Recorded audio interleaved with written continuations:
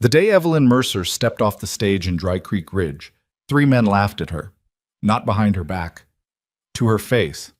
Right there in the dirt street, dust still settling around her boots. She had a deed in one hand and a dented coffee pot in the other, and every single soul in that town was certain she'd be gone inside of a month. They'd seen it before. City people with big ideas and no calluses. They always left. But Evelyn Mercer wasn't most people. And this is the story of what she did instead. Stay until the end, hit that like button, and drop your city in the comments. I want to see how far this story travels. The stagecoach pulled into Dry Creek Ridge just past 2 in the afternoon on the last Tuesday of September, 1878, and the town received it the way it received most things, with suspicion and very little ceremony. Evelyn Mercer was the only passenger who climbed down at the Dry Creek stop. The driver handed her a single trunk, a canvas bag, and a battered coffee pot that had seen better decades, then clicked his tongue at the horses before she'd even gotten her footing in the dust. She stood in the middle of the rutted street and looked around at what was supposed to be her new home. It wasn't much to look at. Dry Creek Ridge consisted of maybe 40 structures, if you counted the ones that were more suggestion than building. A general store, a feed and grain, a blacksmith with a collapsed awning, 2 saloons that faced each other like old enemies across the main road, a small post office, and a scattering of homes and outbuildings that fanned out from the main street in no particular order. The whole settlement sat in the middle of a wide, flat stretch of Nebraska grassland so featureless that the sky seemed to press down on it from every direction. 3 men were sitting outside the first saloon on a bench, worn pale from years of use. They looked at Evelyn the way people look at something that doesn't quite fit where it's been placed. "You lost, miss?" one of them called out. His name was Hank Pruitt. He ran the feed and grain and had opinions about nearly everything. "No," Evelyn said. She didn't elaborate. The 3 of them watched her look up and down the street. She was somewhere in her late 20s, wearing clothes that were clean and well-made, but clearly meant for a different kind of life. A dark blue traveling dress with small buttons down the front, low-heeled boots that were already dusty. Her hair was pinned up and mostly still in place after what had clearly been a long trip. She had a leather satchel over one shoulder, and she was holding that coffee pot like she intended to keep it. One of the other men, a younger fellow named Cal Briggs, who worked the blacksmith's bellows, leaned over and said something low, and all 3 of them laughed. Evelyn heard it. She didn't look at them. She picked up her trunk by the handle and started dragging it toward the general store. The man behind the counter was Olin Meeks, who had run the Dry Creek General Store for 11 years, and who prided himself on knowing everyone's business. He was a thin man with a sparse mustache and the kind of watchfulness that came from spending too much time being the first person newcomers walked up to. "Help you?" he said, though his expression suggested the question was more complicated than it sounded. "I'm looking for a man named Hargrove," Evelyn said. "He wrote to me about keys." Olin blinked. "Cass Hargrove?" "I don't know his first name. He's a land agent." "That's Cass," Olin said, and something in his face shifted. A flicker of something like pity, though he tried to cover it. "He'd be at the post office this time of day, usually, but—" He paused. "Can I ask what your business is, miss?" Evelyn set her satchel on the counter and pulled out a folded envelope. She placed it in front of him. "I bought the Alderman parcel, the 160 acres on the northeast side." Olin Meeks stared at the envelope. He did not pick it up. Then he looked at her city clothes, her coffee pot, her complete lack of a wagon, a horse, any equipment whatsoever. And he said very carefully, "The Alderman parcel. That's right. Miss Mercer. Evelyn Mercer. Miss Mercer." He cleared his throat. "The Alderman land has been sitting empty for 3 years. There's a reason for that." "I know," she said. She picked the envelope back up. "Where's the post office?" Cass Hargrove was a round-shouldered man with ink stains on his fingers who looked profoundly uncomfortable when Evelyn walked through his door. He'd been corresponding with her for 6 months. He had, in that time, not mentioned several things. He had not mentioned that the sod house on the property had a wall that was leaning in a direction walls were not meant to lean. He had not mentioned that the well casing was cracked and the water was unreliable at best. He had not mentioned that the previous owner, a homesteader named Alderman, had abandoned the property after 2 failed harvests and a broken leg, and that aldermen had told anyone who would listen that the land was cursed, which it wasn't, but the story had stuck anyway. He gave her the keys, 2 of them, on a wire ring, and talked very quickly about boundary markers and water rights and the nearest claims on either side. Evelyn let him talk. When he ran out of things to say, she asked him if there was a livery in town. "Rob's," he said. "South End. I need to hire a wagon for the afternoon, and a man who knows the road to the alderman parcel." Cass Hargrove looked at her with the expression of a man who wanted very much to say something but had already been paid and therefore had limited standing. "I can write you directions," he said. "I'd rather a man." He found her one. A teenage boy named Percy Alderson, no relation to the former owner, who drove her out to the property in a borrowed wagon with the particular silence of someone who has been told not to say anything discouraging but isn't sure he can manage it. The land was 3 miles northeast of town, accessed by a rutted track that had been grown over along the edges. Percy pulled the wagon up in front of the sod house and sat there with his hands in his lap. Evelyn got down and stood in front of the structure.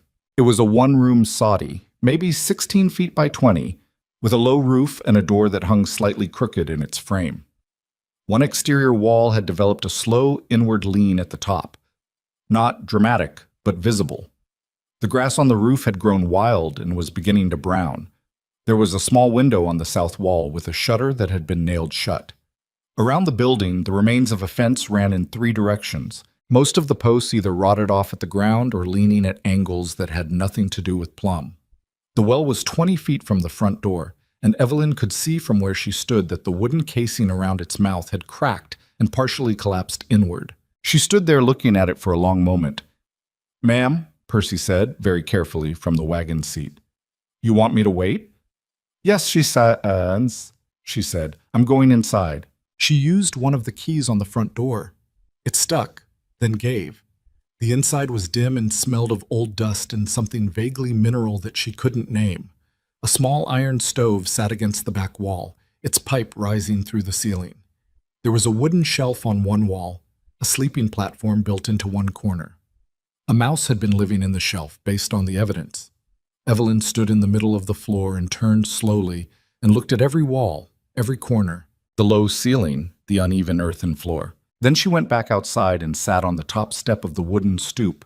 One of the boards was soft, she'd feel that later, and looked out across the 160 acres that were hers. The land was flat and grassed over.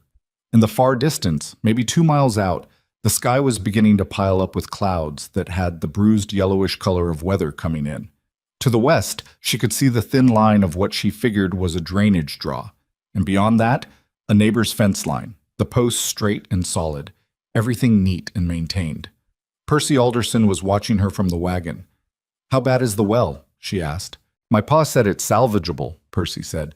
He paused. "He said it when you were signing the papers. But he was talking to Mr. Hargrove." "Did he say anything else?" Percy was quiet for a beat too long. "He said you wouldn't last past February." Evelyn nodded slowly. She looked back at the land. The clouds were moving in. "Well," she said, and she stood up and picked up the coffee pot she'd set on the step beside her. "I suppose we'll see about that." She spent the rest of that afternoon making an inventory, not of what needed to be fixed. She already knew that was everything. She was making a list of what was still functional, what could be repaired without materials she didn't have yet, and what was dangerously broken enough that it needed attention before she slept in the building. The stove worked. She cleaned the flue with a rag on a stick and built a small fire to check the draw. It was slow but functional. The sleeping platform was solid. Whoever had built it had used good heavy lumber and it hadn't shifted. The door she rehung herself, shaving the top edge with a knife until it cleared the frame and swung properly. The soft board on the stoop she propped up and marked for replacement. The well she didn't touch. She looked down it with a lantern and saw water, maybe 15 feet down, which was good, but the cracked casing was dropping small pieces of dried wood and sod into the water, which was not. She'd need help with that. Percy helped her carry in her trunk before driving back to town. Before he left, she paid him a full day's rate, even though it was half a day. He seemed surprised by this. He also seemed, she thought, slightly less confident that she'd be gone by February. She ate that first evening from the provisions she'd packed in the canvas bag: hardtack, dried apples, a wedge of hard cheese she'd bought in the last town the stage had stopped through. She heated water on the stove and made coffee in that battered pot, which was the only thing she'd brought from Boston that had belonged to her mother. And she sat on the sleeping platform with a wool blanket around her shoulders and listened to the wind come up outside. The plains wind was different from any wind she'd heard before. In Boston, there were buildings and trees and the water to break it up, to give it shape. Out here it came across nothing, building from the horizon, and when it hit the sod walls of the house, it made a sound like something very large pressing against the structure from the outside. The walls held. She'd half expected them not to. She didn't sleep well, but she slept. The first week set the pattern for most of what followed. Evelyn made the 8-mile round trip to Dry Creek Ridge every other day in the beginning, borrowing a horse from Rob's livery for a fee she couldn't quite afford to keep paying. She bought materials in small quantities because that was what she could carry alone. A coil of wire, a bag of nails, a length of chain, a block of rendered tallow for sealing gaps in the walls. She read what she could find. A 2-year-old almanac she found on Olin Meeks's back shelf, a worn pamphlet about dryland farming that had been left at the post office by someone passing through. People watched her, mostly without speaking to her. The women of Dry Creek Ridge had a way of looking at her across the dry goods aisle that was not quite unfriendly and not quite welcoming either. More like observation. A form of judgment that would be withheld until they knew more, or until she'd proven herself either worth knowing or worth dismissing. A few of them introduced themselves. A woman named Doris Kinzel, whose husband ran cattle about 5 miles west, was the first to speak to her without it feeling like an evaluation. She was a plain-spoken woman about 40, with cracked hands and a direct gaze, and she asked Evelyn what she was planting in the spring. "Wheat to start," Evelyn said. "I'm thinking winter rye if I can get the seed." Doris Kinzel looked at her for a moment. "You know anything about wheat?" "I read everything I could find in Boston. I know the theory." "Theory," Doris said, in a tone that was not quite dismissive, but held a careful distance from encouragement. "You'll need more than that." "I know," Evelyn said. "I'm hoping to trade for some of the practical knowledge." Something shifted in Doris Kinzel's expression. Not warmth exactly, but a crack in the neutral assessment. "Come find me when you've got your soil worked," she said. "I'll tell you what grows here and what doesn't." It was the most useful conversation Evelyn had in her first month. That's it. Victor Hale came to see her on a Thursday in early October, which she knew because she'd started keeping a journal by then, writing down everything she'd done each day, what she'd repaired, what she'd planted, how much water the well gave before it started running cloudy, how the stove performed at different temperatures. He rode in from the south on a horse that cost more than her land deed, accompanied by a man who stayed back 20 feet and never introduced himself. Hale himself was in his mid-50s, thick through the chest, with a broad face and the kind of easy assurance that came from decades of having things go his way. He wore a good coat and good boots, and he carried himself the way men carried themselves when they were accustomed to owning the room. He stopped his horse near the well and looked around at the property with an expression that was almost paternal, concerned, patient, slightly sad. "Miss Mercer," he said. He'd done his homework. "I'm Victor Hale. I run the Box H cattle operation about 12 miles southeast." Evelyn had been digging out the fence post line along the northern edge. She had a post hole digger in her hands and her sleeves rolled to the elbow. She was aware that she had dirt on her face and didn't particularly care. "Mr. Hale," she said. He looked at the leaning wall of the sod house, then the well, then the fence. He did this slowly, making sure she saw him doing it, which she recognized as a deliberate rhetorical choice. "I'll be direct," he said. "I've been trying to acquire this parcel for 2 years. The Alderman family wouldn't deal, and then they left. And by the time the land went back through the courts, you'd already put in an offer." He paused. "I'd like to buy it from you." Evelyn leaned the post hole digger against a fence post. "It's not for sale."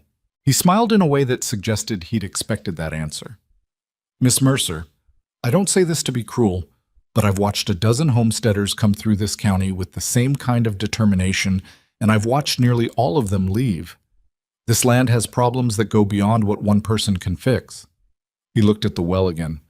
"That casing alone." "I know about the well," she said. The soil in the northeast quadrant drains wrong. It's been waterlogged in wet years and bone dry in dry ones. Whoever staked this claim picked the worst quarter section in the survey. Possibly, Evelyn said. What's your offer? He told her. It was a fair number. More than she'd paid, and more than the land was currently worth in its condition. It was the kind of number that made the math very simple if you were looking at it from the outside. She thought about it for just long enough that he thought she might be considering it. No, thank you, she said. Hale's expression didn't change much, but something in it became less warm. Is it a matter of price? It's a matter of the land being mine, she said. I appreciate the offer. He sat on his horse looking at her for a moment. The man behind him had edged his horse slightly forward, without quite meaning to, which told her something about what happened when Victor Hale got answers he didn't want. Well, Hale said, and his voice had flattened out a degree, I expect the offer will stand for a while yet. I'll keep that in mind, Evelyn said. She watched them ride south. Then she picked up the post-hole digger and went back to work. Gideon Ashcroft. She knew the name before she knew the man. She'd been in his lumberyard twice for materials, and both times he'd been out.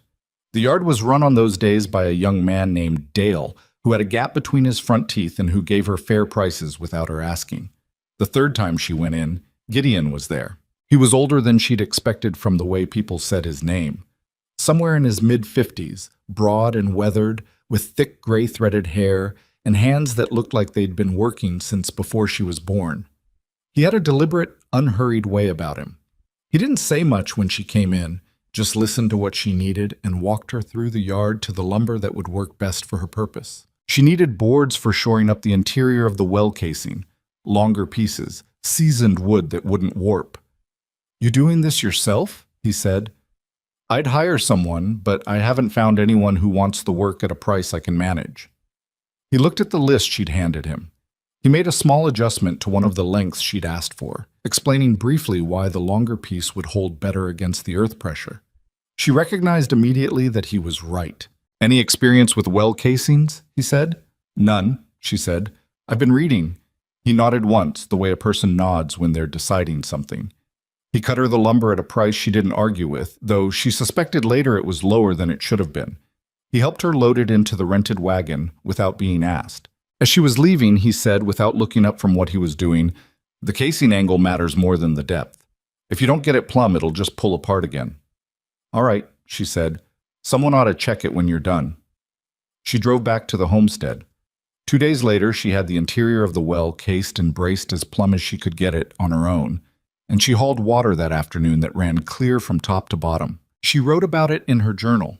Well repaired. Water runs clear. Used Ashcroft cedar planks. Good wood. October turned cold early. The temperature dropped the second week of the month and came back up, then dropped again the third week and didn't fully recover. The plains in autumn had a particular quality that she was just beginning to understand. The light changed first, going from the bright, sharp light of summer to something lower and more oblique, and the grass changed with it, browning and flattening.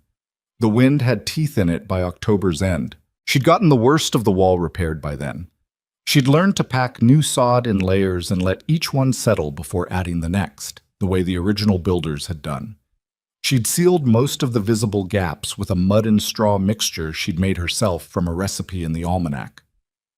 The leaning wall she'd buttressed from the inside with a diagonal brace made from 2 of Gideon's boards, which stopped the lean and would hold through the winter if nothing knocked it from the outside. She was not comfortable exactly, but she was not in immediate danger of freezing, which was what mattered. The first real snow came on November 3rd. She woke to a changed quality of light through the shutter gap and knew before she opened the door. About 4 inches, not bad. It had blown in from the northwest and piled against the northwest corner of the house, but the roof held and the door swung clear. She stood in the doorway for a moment, looking out at the white-covered land.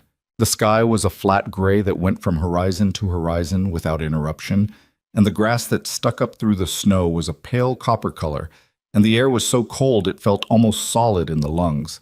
It was beautiful in a way that she hadn't been prepared for. She hadn't expected to find anything about this place beautiful. She made coffee. She stood outside with the cup in both hands and looked at the property.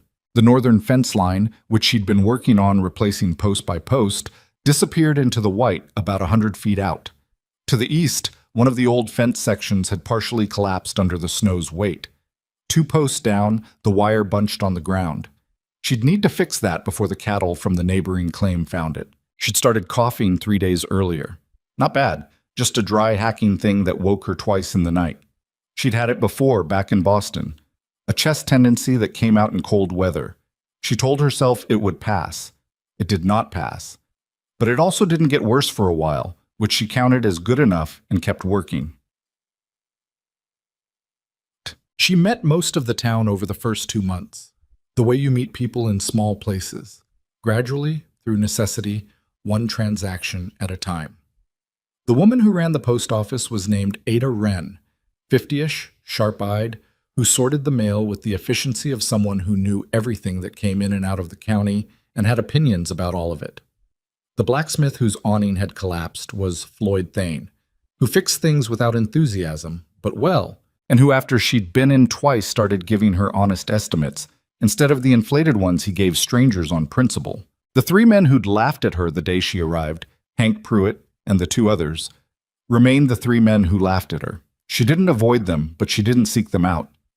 Hank Pruitt made a remark in the feed and grain the 3rd time she came in for supplies, something about city women and hard winters, and she looked at him steadily and said, "I'm still here, Mr. Pruitt," and he didn't have a good answer for that, so he went back to what he'd been doing. The woman she'd hoped would be a friend, Doris Kinzel, she saw only occasionally. Doris ran a tight operation with her husband and their 3 boys and didn't have much time for visiting, but when she saw Evelyn, she spoke to her directly and asked practical questions. How was the well holding? Had she gotten the north fence up? What did she plan for the south acreage? Break it for planting or let it lie fallow the first year? Evelyn always had answers. Doris seemed to appreciate that. What Evelyn didn't say to anyone, including Doris, was how much of each day was spent just managing the fear. Not panic. She wasn't a person prone to panic, but the steady, low-level weight of knowing exactly how close the margins were. How if the well failed, she had no backup. How if the stovepipe cracked during a hard freeze, she might not know until the cold was already inside the walls. How if she got sick, really sick, not just this nagging cough. There was no one to bring water or call for help. She was 3 miles from town on a road that could become impassable in a serious storm, and she had no horse of her own and no neighbors closer than a mile. She managed the fear the same way she managed everything else, by breaking it into smaller pieces and doing one thing at a time. At night, she wrote in the journal, not about fear, about work, what she'd done, what she'd learned, what needed doing next. It was a way of making the days feel like something was accumulating even when progress was invisible. November 12th. Repaired south fence gap. Cut and split half a cord of wood from the draw timber. Stove running well. Cough worse in mornings. Water running clear. November 18th. Found the eastern post line needs new wire for 40 feet. Rob's doesn't carry the gauge. We'll check with Ashcroft's yard on Thursday. November 23rd. First real freeze, 16 degrees by my reckoning. House held. Slept in my coat. Still here. On a cold Tuesday in late November, she came out in the early morning to find her broken fence section repaired. She stood in the snow looking at it for a full minute, certain she was seeing wrong. But no. The posts were set fresh and plumb, tamped in with packed earth that was slightly darker than the surrounding ground, and new wire was strung taut between them, stapled clean and tight.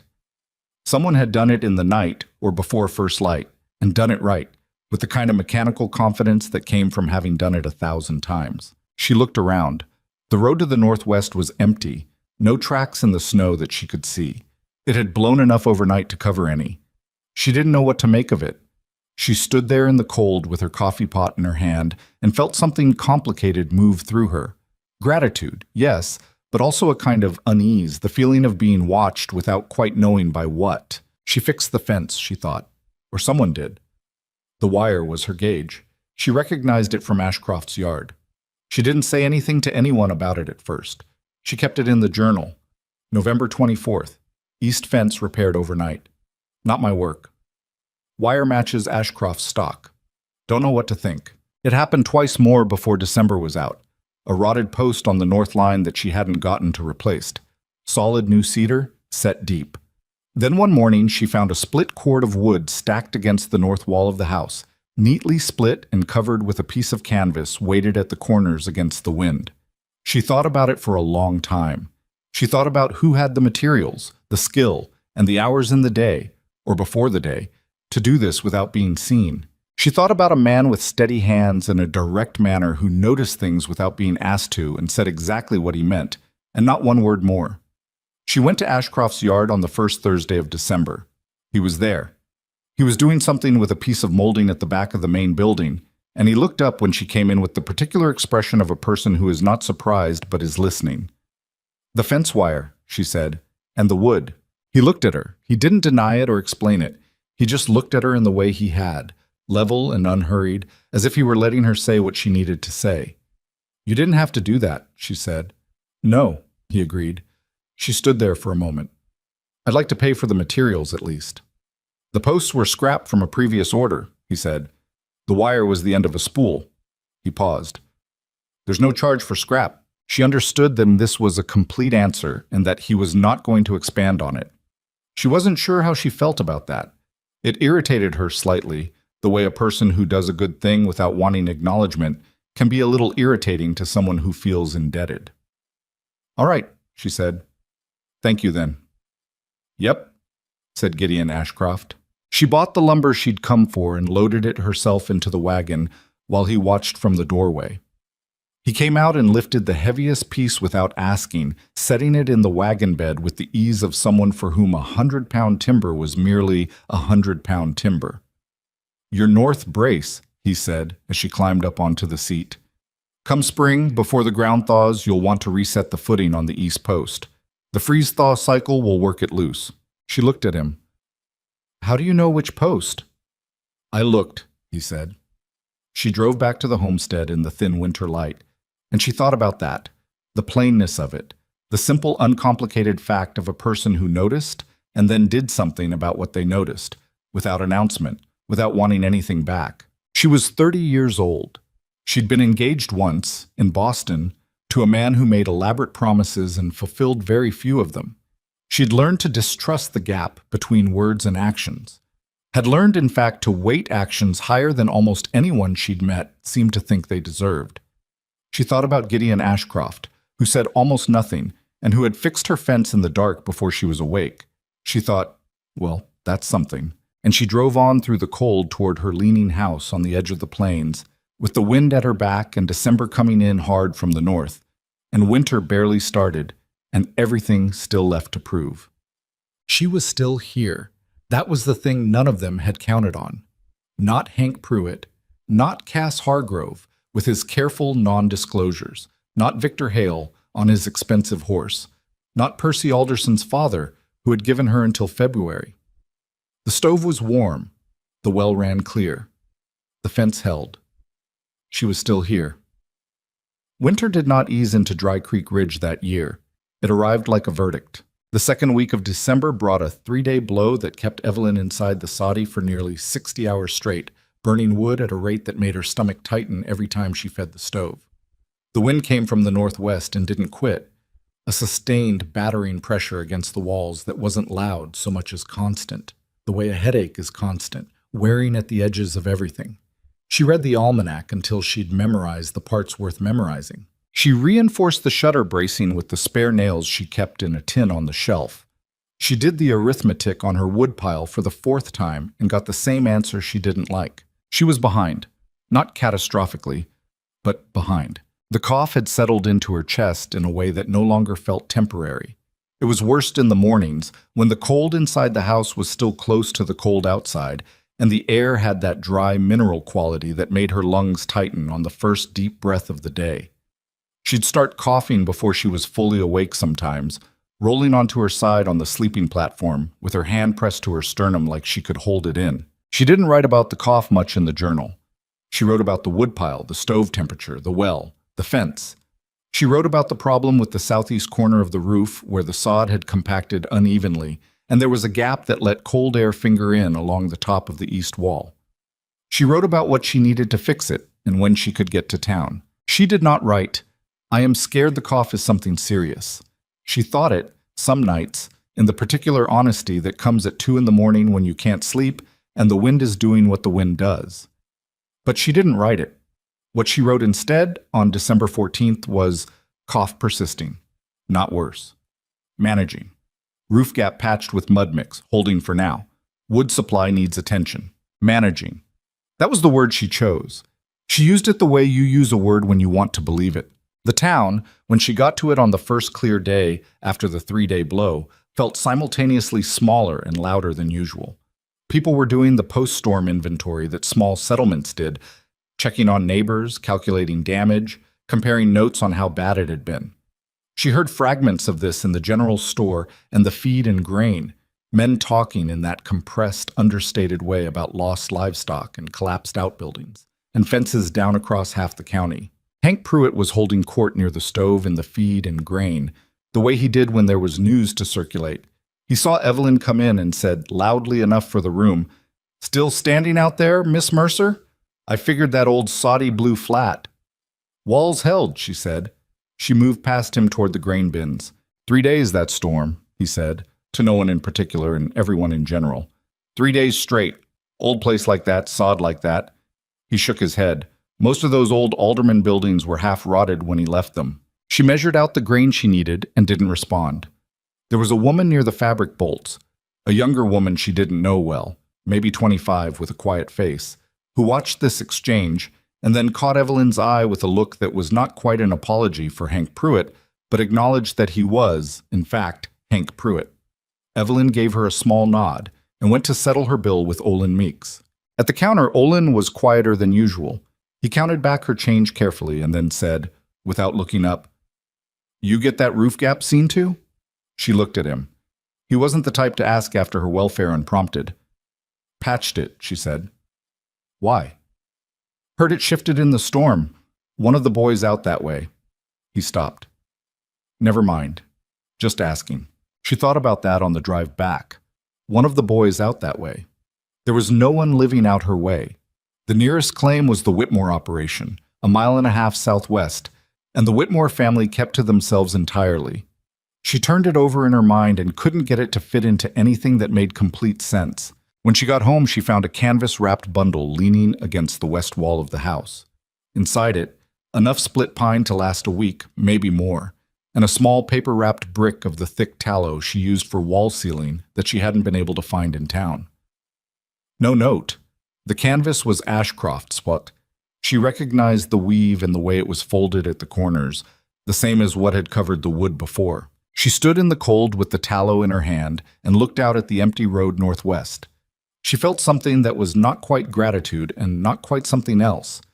A complicated middle feeling, warm and slightly off balance, the feeling you get when someone does something kind for you that they had no obligation to do and that you cannot repay in kind and cannot pretend you don't notice. She put the tallow on the shelf and stacked the wood against the north wall and didn't say anything to anyone about it for a week.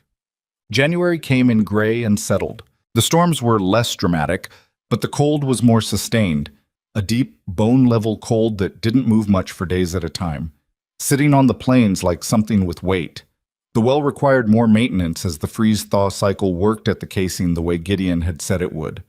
She was down there every few days with the lantern and the long-handled brush she'd fashioned for clearing debris, checking the water level, listening for sounds in the casing that meant trouble. She was down in the well shaft one afternoon, not far, just far enough to get a good look at the east wall of the casing where she thought she'd heard a shift, when she heard boots on the frozen ground above her.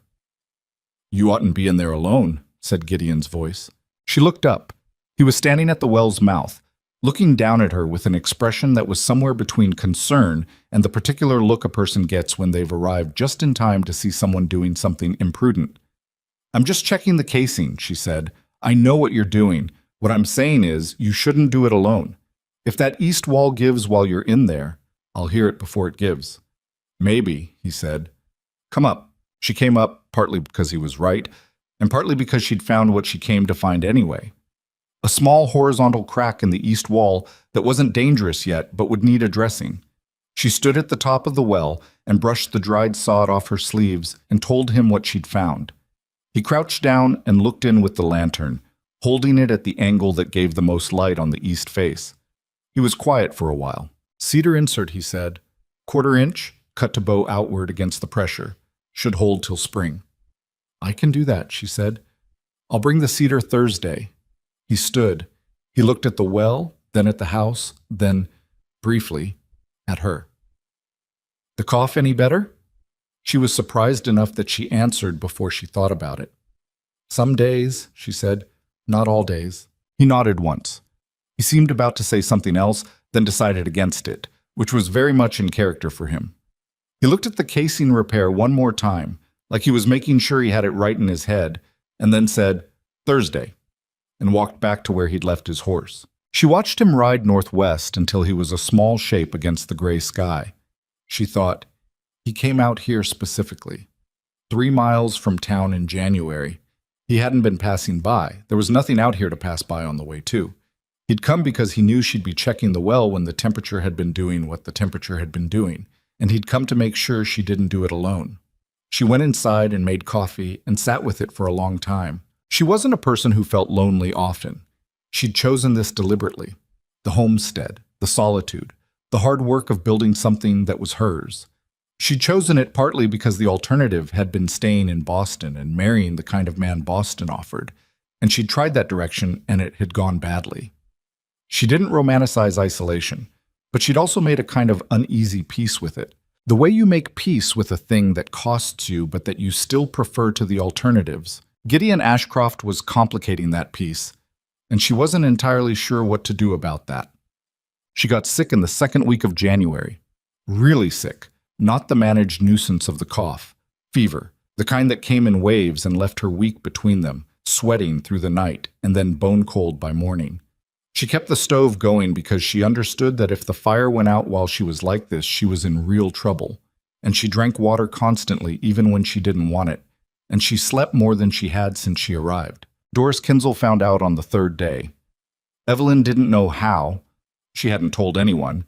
But Doris arrived at the Saudi on a gray Tuesday afternoon with a covered pot and an expression that was brisk and completely uninterested in being thanked. Someone said you hadn't been to town, Doris said. She came inside without being invited and set the pot on the stove to heat. How long? 3 days, Evelyn said.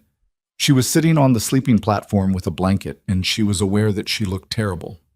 Doris looked at her with the clinical eye of a woman who had nursed 3 children and 1 husband through various ailments and had no patience for understatement. Fever break yet? Last night, maybe. I'm not sure. Eat something. She ladled broth from the pot into the single bowl Evelyn owned and set it on the shelf beside the platform. All of it. Doris?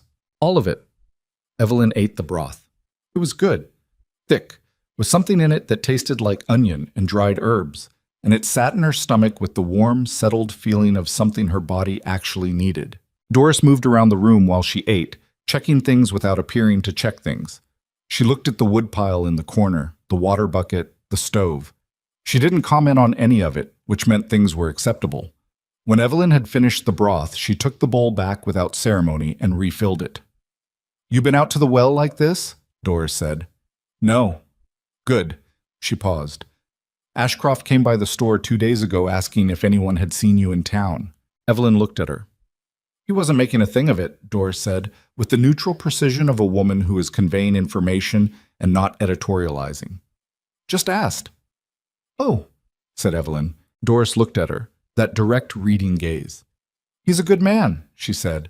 Has been since his wife passed. Just quieter than he used to be. She said it the way you say something you've been deciding whether to say. Then she moved on. I'll be back Thursday. Eat the rest of that broth. Don't go in the well until your fever's been gone 3 days.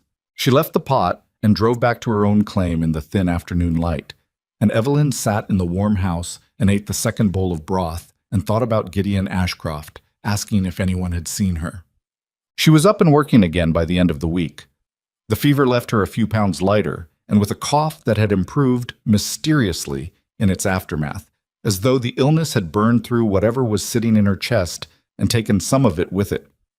She still tired faster than before. She hated that. She'd push through a task and then have to sit down after, which felt like a betrayal by her own body. and she'd sit there with her jaw tight waiting to feel capable again. Gideon came on Thursday with the cedar insert for the well, the way he'd said he would. He also brought, without comment, a sack of dried beans and a small cured ham wrapped in cloth, which he set inside the door of the house before she could say anything about it.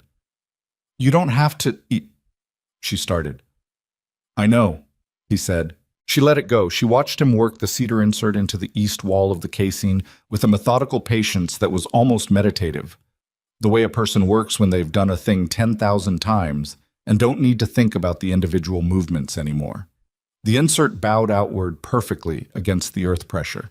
He tamped it into place, checked it from 3 angles, found one spot he wasn't satisfied with, and redid it without being asked and without any visible frustration. "You've done this before," she said. "Couple 100 times," he said. "Had a well operation for 6 years before the lumber yard." "I didn't know that." "No reason you would." She handed him tools when he needed them, which he didn't ask for but accepted without comment. They worked in the cold in a silence that was, she recognized this, not uncomfortable. Most silences with people she didn't know well had a texture to them, a self-consciousness, the awareness that something probably ought to be said. This one didn't. It was just 2 people doing a thing that needed doing. When he finished, he tested the casing twice and declared it solid. "Should hold through the thaw," he said. "Check it in April." "I will," she said. Then, because she'd been thinking about how to say it, "I heard you asked about me in town." He looked at her. He didn't seem embarrassed by it. "You'd been out of sight a while," he said. "Wanted to know if there was a problem." "There was, actually. I was sick." "I know," he said. "Doris told me after." He paused. "You all right now?" "Better." He nodded. He coiled the spare cedar strips and set them on the woodpile where they'd stay dry. She thought he might leave then. That was his pattern, finish the thing and go. But he didn't immediately move toward his horse. "You've got more here than most people manage in the first year," he said. He said it in the same tone he used for everything, matter of fact and without ornamentation. "Well, solid. Walls are holding. You've got enough put by to make it to spring." She didn't know quite what to say to that. Not because it wasn't good to hear, it was more than she would have expected, but because it was so plainly meant. No performance in it, just a man saying what was true because it was true. "Thank you," she said, "for all of it. The fence, the wood, all of it." He looked at her for a moment. Then he said, "Land like this'll give back what you put in. Takes a while to believe that when you're in the middle of it." "I'm starting to believe it," she said. He picked up his coat from where he'd draped it on the well frame. "Good," he said. He rode back toward town in the low January light, and she stood at the well and watched him go, and this time the complicated middle feeling was simpler than it had been before. It was simpler because she'd named more of it. Not all of it, but more. February was a test. Not a single catastrophic test, not one storm or one disaster, but a sustained, grinding accumulation of small things, which she was beginning to understand was actually harder than a single catastrophic thing. A catastrophe you rise to. A grind you just have to outlast. The southeast corner of the roof gave part way, not a collapse, but a settlement that let cold in along 8 feet of the top of the east wall. She repaired it 3 times before she found the combination of packed sod and straw bracing that actually held. The water in the well dropped by 3 feet over the course of the month, which frightened her more than she let herself acknowledge, and then came back up again in the last week, which she wrote about in the journal with considerably more relief than she usually allowed herself on paper. She ran out of coffee on February 18th. She noted this in the journal with a single sentence that was probably the most emotionally honest thing she'd written all winter. Out of coffee. Miss it more than I expected. Miss a lot of things I expected to miss less. Doris Kinsel visited twice more in February, each time with food and the no-nonsense manner of a woman who had decided, without announcing it, that Evelyn was worth checking on. She also brought, the second time, a small bag of coffee beans, which she handed over with an expression that said plainly that it was not a gift requiring emotional acknowledgement. "For my own supply," Doris said. "Don't make it a habit." "I won't," Evelyn said. "You look better than January." "I am better." Doris looked around the house the way she did, inventory style, efficiently. North brace is still holding? Solid? Doris sat down on the single stool, Evelyn's only seating besides the sleeping platform, and looked at her directly. Hale's been talking. Evelyn, who had been grinding the coffee beans, went still. What kind of talking? The kind where he mentions your name and then mentions how hard the winter's been. Doris said it flat and clear. His man Renner was in the store last week suggesting it was a shame about the Mercer place, that it was looking rough. It's not looking rough. I know that and you know that, Doris said. I'm telling you what's being said. Evelyn set the ground coffee down and looked at her. He's still trying to buy the land. He's trying to build a story, Doris said, and there was a sharpness to it that made clear she'd thought about this more than once. A story where you're struggling and the land's a problem, and by spring everyone's already half expecting you to sell. So when the offer comes again, it doesn't look like pressure. It looks like mercy. Evelyn was quiet for a moment. She picked the coffee back up and finished grinding it, slower than before, while she thought. He's patient, she finally said. He is, Doris agreed. He waited out Alderman for 2 years. And Alderman left. Alderman left, Doris said. But Alderman also didn't fix his fence in December, or case his well in January. She paused. People in town aren't blind. They see what you've done out here. Not all of them are pulling for Hale. That was, Evelyn thought, probably the most direct statement of support she'd received since arriving. She made coffee for both of them, and they sat in the small, warm house, while the February wind did what February wind did outside. And Doris talked about cattle prices and the spring planting calendar and the particular stubbornness required of anyone trying to run a claim in this county, and Evelyn listened with the quiet attention she gave to things that mattered. When Doris left, Evelyn stood in the doorway and watched the wagon move down the snow-packed road, and she thought about what Doris had said. Not the warning about hail, but the last part. People in town aren't blind. It was a small thing, but it felt like the beginning of something. She made it to March. Not gracefully. The last week of February had stripped the grace out of it entirely, with a 2-day freeze that cracked the patching on the east wall again, and a night cold enough that she woke at 3 a.m. to find the water bucket had frozen solid a foot from the stove. But she made it. The first day of March was warmer than anything she'd felt since October. Not warm, maybe 38 degrees, but the sun was at a different angle, and the light had a quality to it that was distinct from winter light, a faint suggestion of the longer days coming. She stood outside the soddy with the coffee pot in both hands, and tilted her face toward the sun, and stood that way for longer than was probably efficient. When she opened her eyes, she saw that the first post on the south fence line, the one she'd been meaning to reset since November, was newly set and tamped, the earth around its base fresh and dark where it had been worked. She looked at it for a while. Then she went inside and got her coat and her journal, and she wrote, March 1st, South Fence Post reset. Warmer today. First real light in weeks. Still here. Crop planting begins tomorrow. She underlined still here once. Just the once. The land was still brown and dormant and cold, and there were 4 weeks minimum before the ground would be workable, and she had more problems than she could solve simultaneously, and a cough that came and went, and a woodpile that was going to need serious replenishment before next winter. But the days were getting longer. The sun was at a new angle, and somewhere, 3 miles down the road, a man who said almost nothing had reset her fence post before sunrise and gone back to his yard without saying a word about it. Spring was coming. Whatever it brought, she intended to be ready for it. Spring came to the plains the way spring always came out there. Reluctantly, in pieces, taking back its progress every 3rd day with a late frost or a cold rain that turned the broken soil to mud and made the work twice as hard. But it came.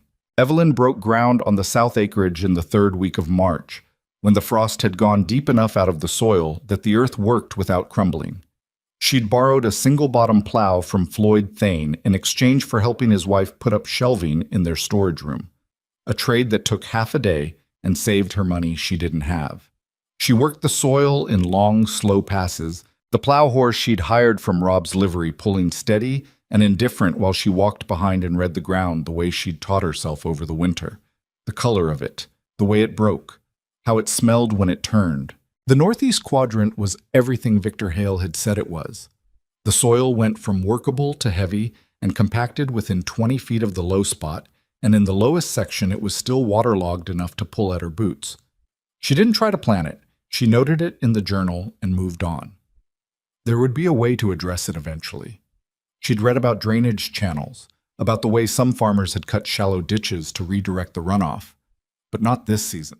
This season she planted what she could and left what she couldn't. She planted 20 acres of winter wheat and 12 acres of sorghum, which Doris Kinsel had told her held up better in dry years than corn and didn't require the same depth of soil.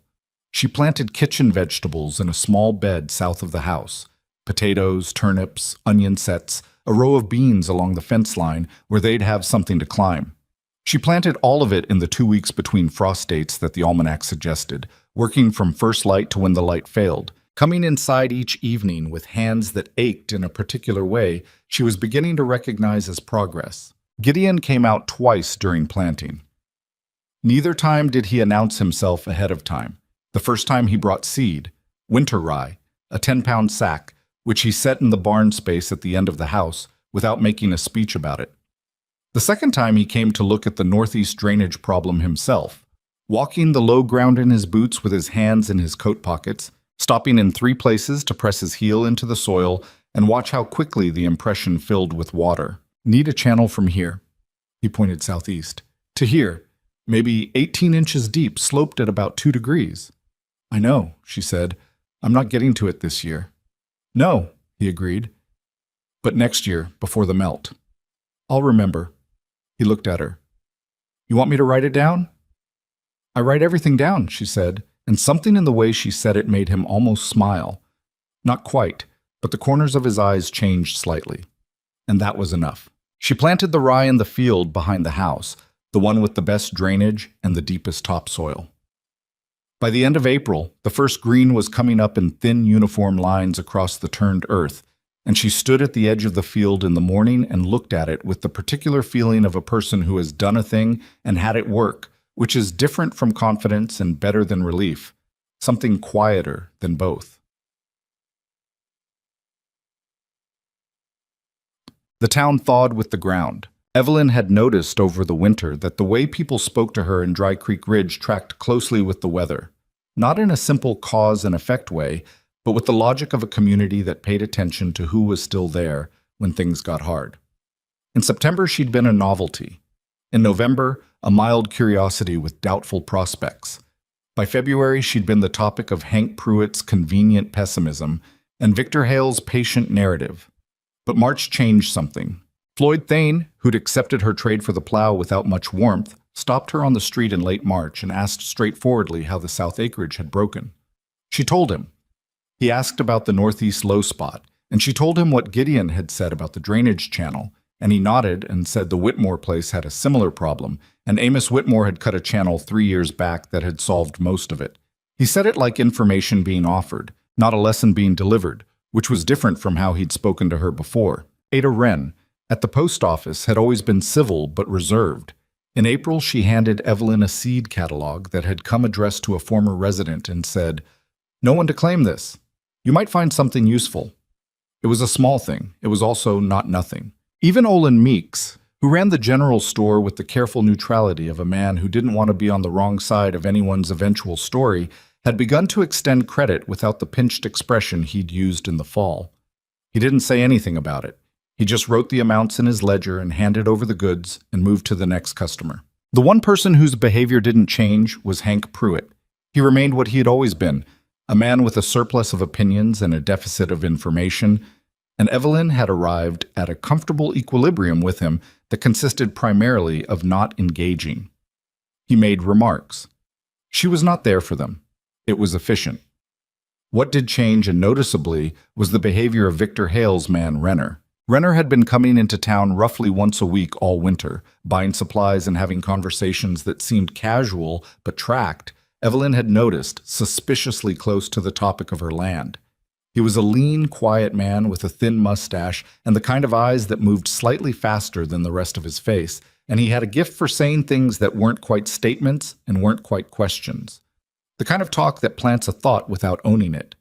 He'd say things like, The Northeast claim must be rough after a winter like this one, and let the room fill in the rest. In April, Renner stopped coming by himself and started showing up with a second man named Tully, who said nothing at all but was large in a way that changed the feeling of a room. Evelyn clocked this shift and noted it. She mentioned it to Gideon the next time he came to town when she happened to be there. They were standing outside the lumber yard, and she'd been there for boards for a shelving project inside the house, and he'd been loading a customer's order and had stopped when she came in. She told him what she'd noticed about Renner and Tully. He listened without interrupting. Then he said, "Hale's not going to do anything direct." "I know that," she said. "He's too careful." "But he's getting impatient," Gideon said. "2 springs now, he hasn't gotten the land." He paused. "He may be through with waiting." "What does that mean, exactly?" Gideon looked at her in that steady, measuring way. "It means be careful with your boundary markers. Don't let your fence go unwalked. If any of your line posts move, notice it." She looked at him. "He'd tamper with survey markers?" "I'm not saying what he'd do," Gideon said. "I'm saying notice things." She thought about that for a long moment. The planting was in the ground. The crop was coming up. She had a working well and patched walls and 8 months of surviving on this land, and Victor Hale had more money than she'd see in a lifetime and had been patient for 2 years already. "All right," she said. "And Evelyn." He didn't use her name often. It stopped her. "You've got more people watching out than you know." She didn't ask him to be more specific about that. She had a feeling he wouldn't be, and she had enough to think about already. Botam. The first year's wheat harvest was modest. Not a failure. The stands had come in reasonably even, and the heads had filled out decently. But modest, the way a first attempt at something difficult is modest. She took the grain to Olin Meeks, who served as the area's informal grain agent, and he gave her a fair price that left her enough to carry through winter with some margin. The sorghum did better. Doris Kinsel had been right about that. The deep-rooted stalks had come through the dry August without the wilting she'd seen in the wheat, and the yield per acre was enough to make her think seriously about expanding it the following year. She wrote the numbers in the journal. Revenue, expenses, what she owed, what she had. The math was tight, but it worked. It worked by the smallest margin she'd ever been comfortable with, but it worked. She began planning the second year before the first year was even fully in. This was a habit she'd developed over the winter. The mental practice of being 2 seasons ahead, holding the current season's problems in one hand and the next season's preparation in the other. It was exhausting in a particular way, but it was also, she thought, the thing that was keeping her viable when other homesteaders weren't. The Northeast Drainage Channel went in during the 2nd October, before the ground froze. She did most of it herself, 2 weeks of hard digging with a spade and a long-handled hoe, working the slope the way Gideon had described, and the way Amos Whitmore had confirmed from his own experience. She got it roughly right, not perfect, and the first winter it only partially functioned because she'd misjudged the grade by a fraction, but she corrected it in the spring, and by the second spring the low ground was draining the way it was supposed to. Gideon checked her grade calculation on a Saturday afternoon in October, crouching in the half-dug channel with a length of string and a small level he carried in his coat pocket. He found the error and told her where to add slope without any particular satisfaction in being right about it. Just the information, plainly given. "You want help finishing this?" he said. She considered it. She'd been wrestling with herself about accepting help all summer, accepting it when she needed it, which she was learning to do, but being clear in her own mind about the difference between help freely given and dependence that would hollow out what she was building. She didn't think help from Gideon fell into the second category. She was pretty sure it never had. "Yes," she said. They finished the channel that Saturday and part of Sunday. She made coffee both days, and they took it standing up, looking at the work, and she thought that there were worse ways to spend a weekend in October on the Nebraska plains. The second winter was the bad one. She knew it was coming before it arrived. The sky had a particular quality in November that year, a heaviness that sat lower than usual and didn't move. And the cattle in the far fields were doing what cattle did before a hard winter, which was eating everything they could reach. Doris Kinsel told her in October that the old-timers were predicting the worst winter in 15 years, which Evelyn took seriously because Doris did not traffic in exaggeration. She prepared more aggressively than she had the year before. She cut and split 2 full cords of wood before the first freeze, piling it against the north and west walls of the house under canvas. She patched every gap she could find in the walls, went over the roof with new sod cut from the draw, restocked her provisions to last 4 months instead of 3. She deepened the well another 3 feet before the ground froze, which added a week of exhausting work but gave her a margin on the water level that winter could pull at without threatening the supply. She felt, going into that winter, more prepared than she had any right to feel. She felt almost ready. The plains, as it turned out, did not care about her readiness. The first real storm came on December 5th and lasted 4 days. 4 days in which the wind came from the northwest at a sustained velocity that Evelyn had no reference for. Not like the previous winter's storms, but something different, lower and more powerful. A constant pressure that vibrated the walls of the soddy in a frequency she could feel in her sternum. She burned through wood faster than she'd planned because she couldn't get the stove to hold temperature. The wind interference with the flue was worsening the draw, which she didn't fully understand until she thought it through and realized the problem was the direction, not the stove. She fixed it on the 3rd day in a pause between the heaviest gusts, climbing onto the roof to angle the flue cap differently. A 20-minute repair that left her hands so cold she couldn't close them properly for an hour afterward. But the stove drew better after that, and she recalculated her burn rate and adjusted. The fever came back in January. Not as bad as the year before, but bad enough. Came on a Tuesday, and she knew by Wednesday morning that she wasn't going to be able to push through it the way she sometimes pushed through the milder version of herself. There was a difference between tired and sick and genuinely sick, and she knew the difference by now.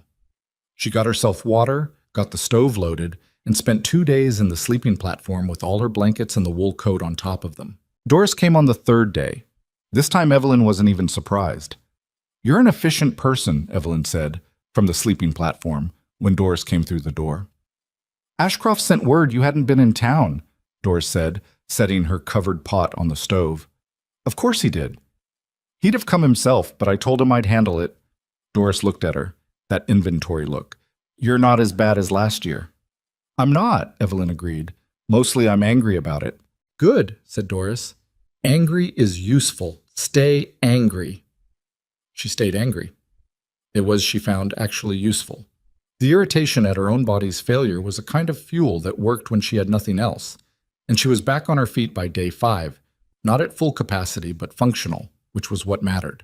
What she came back to was a woodpile that had gone down faster than she'd expected, even with her adjusted calculations. She'd been burning more on the days she was sick. She hadn't been managing it carefully, and the margin she'd planned for was gone. She had, she calculated, about 10 days of firewood left, and she was in the worst of the winter. She sat in the house with the journal open and did the math 3 times and got the same answer each time. She could ration tighter, burn only what was necessary to keep the temperature above the minimum survival threshold, which was roughly 35 degrees inside. That would extend the wood by 4 or 5 days. She could also burn the old rotted fence posts she'd pulled and stacked behind the house, which weren't ideal fuel but would burn. That gave her another 2, maybe 3 days. That still left her short. She was thinking through what came next, whether she could get to town in the current conditions, whether she had anything left to trade, when she heard boots on the stoop. She opened the door, and Gideon was standing there in a coat caked with frost along the shoulders. And behind him, on the road, was a wagon loaded with split wood. A full cord, maybe more. Dale from the lumberyard was up on the seat, hunched into his collar against the cold. Evelyn looked at the wood, then at Gideon. She felt something move through her that was not gratitude exactly. It was bigger than that and more complicated, and it sat in her chest next to the fear she'd been managing for the past 3 days and made both things feel different at the same time. "You can't keep doing this," she said. Her voice came out rougher than she intended. "You need wood," he said. "I know I need wood. I'm going to pay you for it. I'm going to pay you for all of it. Every post, every board, every spool of wire. I'm keeping track." "I know you are," he said. He said it without argument, and somehow that was worse and better at the same time, because he wasn't being generous in a way that dismissed her accounting of things. He just thought the wood mattered more right now than the discussion about the wood. "Come inside," she said. "Both of you." Dale came in gladly. He was 17 and cold, and the offer of a warm room was not one he was going to refuse. Gideon came in and stood near the stove with his coat still on and accepted coffee without sitting down. They unloaded the wood by relay, with Dale handing logs from the wagon bed to Gideon to Evelyn, who stacked them against the interior wall where they'd stay dry. It took 40 minutes. When they were done, the stack against the wall was tall enough to put 2 weeks of hard burning behind her with margin. Dale drove the wagon back. Gideon stayed. Not because anyone invited him to stay, but because he looked at the stove and then at the flue pipe and said, "That draw's still giving you trouble?" "Some," she said. "Let me look at it." He looked at it. He had an opinion, which he explained in his way, the minimum number of words that carried the full information. And she listened and asked 2 questions, and they settled on a fix that required a metal shim that he had in his coat pocket, which suggested to her that he'd been planning to look at the flue when he came. She didn't say that. She just watched him work. "Why do you have a flue shim in your coat pocket?" she said when he was nearly done. He glanced back at her. "Habit," he said. "Is it?" He finished with the shim, tested the draw. It was noticeably better, the stove pulling cleanly, and turned around. He was standing close in the small room. Not uncomfortably close, just close in the way people get close in small spaces. Close enough that she was aware of him in a way she'd been carefully not being aware of him for several months. "Gideon," she said. "Evelyn." She looked at him steadily. He looked back at her the same way. She thought about the first time she'd come into his lumber yard and he'd adjusted her lumber order without being asked, and the fence he'd fixed in the dark, and the wood stacked against her north wall in December, and the way he'd crouched in her drainage channel with a level and a string without making her feel incapable for needing the help. "I'm going to be here," she said, "in the spring, in the summer. I'm going to be here next winter and the one after. The land is mine, and I intend to keep it." "I know," he said. "I'm telling you because—" She stopped, found the words. "Because I want you to know it's not fragile. I'm not fragile, whatever this is." She gestured slightly, meaning the wood and the shim and the last 14 months of him showing up, which was not a thing she had language for yet. "It doesn't need to be handled carefully." He was quiet for a moment. In the stove, the fire drew cleanly and steadily, the way it was supposed to. "I know you're not fragile," he said. "That was clear by December of the first year. Then why do you keep—" "Because I want to," he said. Simple, without performance. She looked at him for a long moment. "All right," she said. "Then I won't argue with it." Something in the room settled, not resolved. It wasn't that simple, and neither of them was the kind of person who arrived at simple, but settled, the way a thing settles when both people have said the thing they needed to say, and it didn't go wrong. He stayed another hour. She made more coffee. They sat, she on the sleeping platform, he on the stool, and talked about the drainage channel and the spring planting and whether the sorghum yield had been good enough to justify more acreage or whether she should balance it differently. Practical, specific talk. The kind of talk she had come to recognize as one of the ways this particular man showed that he was actually there, actually paying attention. When he left, the wind had dropped below gale. The fire held temperature well. The wood stacked against the wall would carry her through February.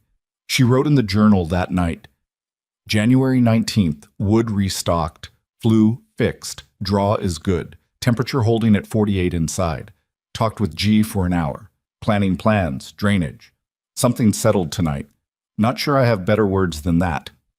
Still here. Cheat. She made it through February. March came, same as the year before, reluctant, in pieces, taking back its warmth every third day. But the wheat she'd overwintered was coming up in the south field, thin green lines across the brown. The drainage channel was working the way it was supposed to. The well held its level. The walls held. She walked the property on the first day of March, the full perimeter, the way she did at the beginning of every month. She checked every fence post, every section of wire, every corner marker. All of it was exactly where it was supposed to be.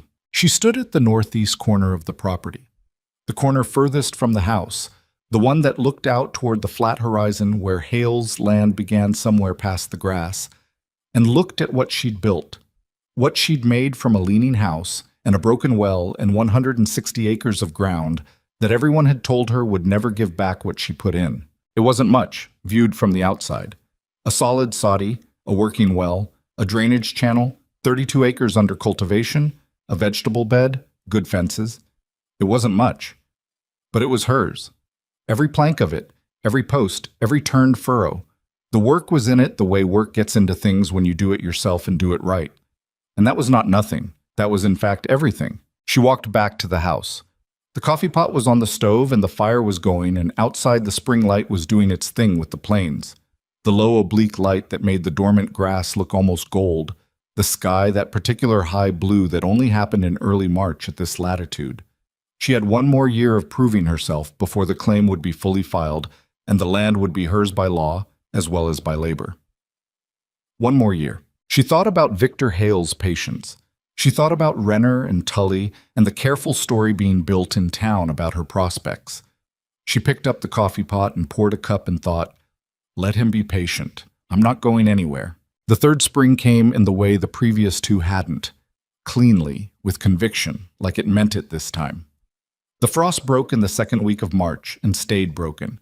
And by the end of the month, the south field was showing green in every row, and the drainage channel was doing exactly what it was supposed to do, carrying the snowmelt east along the cut grade and away from the low ground that had waterlogged her northeast quadrant for the first two growing seasons. Evelyn expanded her planting that year.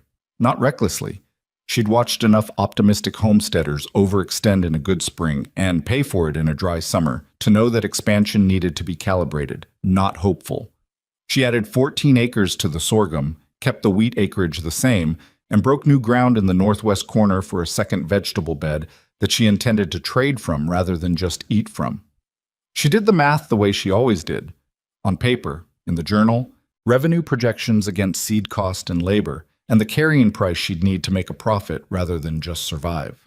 The numbers for the first time came out ahead, not dramatically, not in a way that would impress anyone looking in from the outside, but the margin was real, and it was positive, and it was built on 2 years of learning this specific land, its wet spots and dry spots, the way the northwest wind hit the south field differently than the east field, the week in August when the temperature dropped enough to stress the wheat if it wasn't at the right stage. She knew this land now in a way that no one could know it from the outside. Not Victor Hale, with his 12 miles of cattle range and his patient money. Not Cass Hargrove, who'd sold it to her without mentioning what was wrong with it. She knew it because she'd spent 2 winters inside it and 2 summers working it, and that knowledge was not transferable and not purchasable. And it was, she thought, the most valuable thing she owned. Doris Kinsel came out in April to see the planting layout. She walked the south field with Evelyn in her practical way, stopping to crouch down and look at the wheat seedlings, pressing her thumb into the soil and reading it. "You corrected the drainage," she said. "Second winter. It took 2 seasons to work right." Doris stood and looked at the northeast quadrant, the ground that had been waterlogged now showing the faint regularity of the drainage channel's effect, the soil color more uniform than it had been. "Amos Whitmore's been trying to solve his for 5 years," she said. "I'll send him your way." "He's welcome any time," Evelyn said. Doris looked at her for a moment with that reading expression. "You're past the hardest part," she said. It wasn't congratulations exactly. It was more like an assessment, the same tone she'd used to describe weather or soil conditions. "Second and third winters are what break people. After that, you've either learned the land or you haven't." "I haven't learned all of it," Evelyn said. "No," Doris agreed, "but you know enough. That's different from when you got here." It was. Evelyn knew it was. The difference wasn't confidence. She'd had a certain kind of confidence when she arrived. The Boston kind. The kind that came from education and preparation and the theoretical knowledge of things. What she had now was different, harder to name. Something more like the specific gravity of a person who has been tested by a particular place and found out what they were actually made of rather than what they'd assumed. It wasn't all good. She'd found things out about herself over 2 winters that she'd have preferred not to know. The stubbornness that was sometimes useful and sometimes just inflexible. The difficulty she had asking for help before things got critical. The tendency to manage everything internally until the internal management cost more than it saved. She'd gotten better at some of it, not all of it, but she was here. The land was working. And Doris Kinsel, who did not say things she didn't mean, had told her she was past the hardest part. The trouble with Hale came to a head in May, which was when she'd half expected it to, because May was when the planting was in and the year's trajectory was becoming visible, and a man who'd been building a story about the Mercer claim's failure would have needed to either act on it or abandon it. She found the survey stake on the 15th of May. She was walking the north fence line. She did it monthly, the way Gideon had suggested, checking posts and wire and corner markers, when she noticed that the northeast corner post was not where it had been in April. Not moved dramatically, 6 inches, maybe 8. But northeast corner stakes defined the boundary between her claim and the land to the north, and 6 inches at the corner translated to a meaningful strip along the entire north line. She stood looking at it for a long time. Then she walked back to the house, got her journal, and went back to the corner and wrote down everything she could measure or observe. The position of the post relative to the original marker stones she'd laid the previous year, the angle of the fence wire, the condition of the disturbed soil around the base. She drew a rough diagram. She went to town the next morning. Cass Hargrove was at the post office when she came in, which saved her time. She spread her diagram on his counter and told him what she'd found. He looked at it. He looked at her. He had the expression of a man who understood immediately what he was being shown and was calculating several things at once, none of which he was going to say out loud. Could have shifted in the spring thaw, he said. It could have, she said. Except the original marker stones I set last spring are still in the ground 2 inches from where the post is now. The post moved. The stones didn't. Hargrove was quiet. Cass, she said, and she used his first name deliberately, because she wanted him to hear that this was not a formal complaint, but a direct conversation between two people who both knew what was happening. I need the survey record from when the claim was originally staked. I need to know the exact boundary coordinates. That's county land office business, he said. I know where the county land office is, she said. I'm asking if you have the survey record in your files, because if you do, it saves me a 2-day trip to the county seat. He looked at her for a moment longer. Then he went to the back of his office and came back with a folded document that he spread on the counter. The survey record from 1874, when the Alderman claim had been originally staked. The coordinates were precise, recorded by a county surveyor named Briggs, not Cal Briggs from the blacksmith, she checked. And they clearly put the northeast corner of her claim 8 inches further northeast than where the post was now sitting. I'll need a copy of this, she said. I'll have Dale make one, he said, and then seemed to realize he meant someone else's Dale, not Gideon's, and corrected himself. I'll copy it myself, tomorrow. Today, she said. Not aggressive, just clear. He copied it. She folded it into her satchel. On her way out, she stopped in the doorway and looked back at him. I've been on this land 2.5 years, she said. I've fixed everything that was broken and built what wasn't there. I know every foot of it. If one more post moves, I'll be at the county land office with documentation before the week is out, and I'll be asking questions about who filed what and when. Cass Hargrove said nothing, but he heard her. That was sufficient. She went to Gideon's yard next. He was in the back working, and he looked up when she came through. The northeast corner post moved, she said, 8 inches. His face didn't change much, but his eyes did. A sharpening, a focusing that she'd come to recognize as Gideon taking something seriously. You document it? Everything I could measure. I have the original survey record now, too. He was quiet for a moment, then, he won't do it again. Not now that you've got the survey record and you've told Hargrove you know. He paused. He's testing to see if you're paying attention. I'm paying attention, she said. I know. Now he knows. She stood in the yard for a moment, the frustration of it still sitting in her chest. Not fear. She'd moved past fear with Hale somewhere around the second winter, but a cold, specific anger at the patience and calculation of a man who moved a fence post 8 inches and then waited to see what a woman on her own in a soddy 3 miles from town would do about it. I want to put cedar posts on all 4 corners, she said. Deep set, with the coordinates carved into the face. Gideon almost smiled. I'll cut them, he said.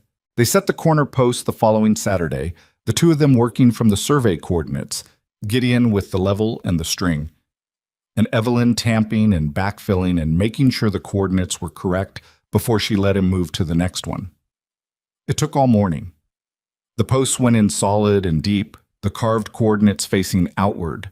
Not subtle, not ambiguous, a clear and visible statement that this land was documented and measured and watched. When they finished, they stood at the northeast corner and looked out at the flat land to the north, the direction of Hale's range. He'll see them, Gideon said. That's the point, Evelyn said.